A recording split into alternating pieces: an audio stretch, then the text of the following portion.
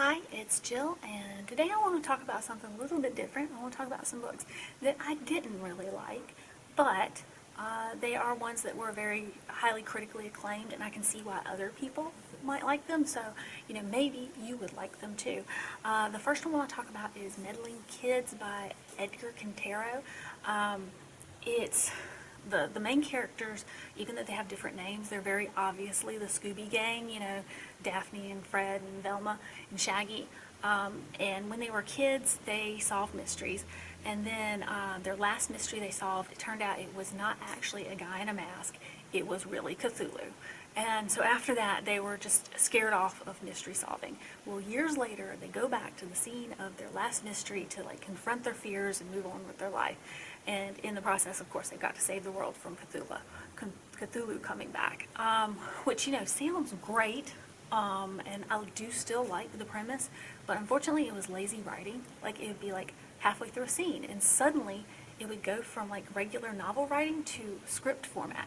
And that just got on my last nerve. So I can't 100% recommend it, but if you're less picky about writing format, maybe you'll enjoy it. The second one I can't really recommend is Severance by Ling Ma. This one had all kinds of great reviews. I think it won some awards too. And it's a zombie novel.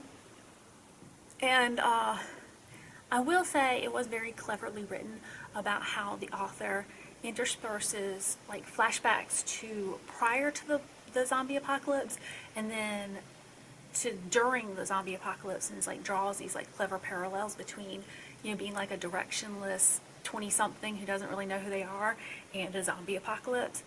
But it was just too much navel gazing for me. It very much reads like a literary novel, not a genre novel, and I am a genre novel person. I don't really care for literary novels, but again, your mileage may vary, you may enjoy it. And then the third one, I can't really endorse, but I can see why other people might like it, is The Raven Tower by Ann Leckie. I like some of Ann Leckie's other books. I really liked her ancillary series, so I decided to give this one a try. It's kind of an experimental book where it's all told in second person from the point of view of a rock, which that was not the stumbling block. I mean, I think that's what would have put me off, but nope, that part was fine. The part that kind of put me off was the fact that she went very, very in depth about the world building.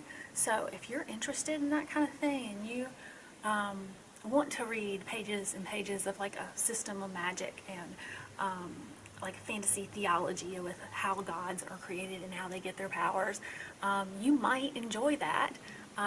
But that's not my thing. I just kept reading it, waiting for something to happen, and nothing ever did. So, I think I kind of wish I'd given that one a miss, but like I said, you might like it.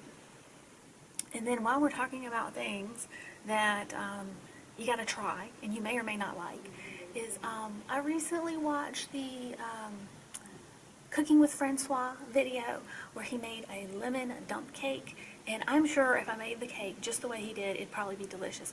But I'm not that big on lemons, so I'm thinking of maybe switching out the lemon for blueberry. And I mean, I'm thinking cream cheese, blueberry, maybe even keep the lemon cake part instead of switching that out. I mean, that sounds like it'll probably be good, but I won't know until I try it, so I'm probably going to try that sometime this week.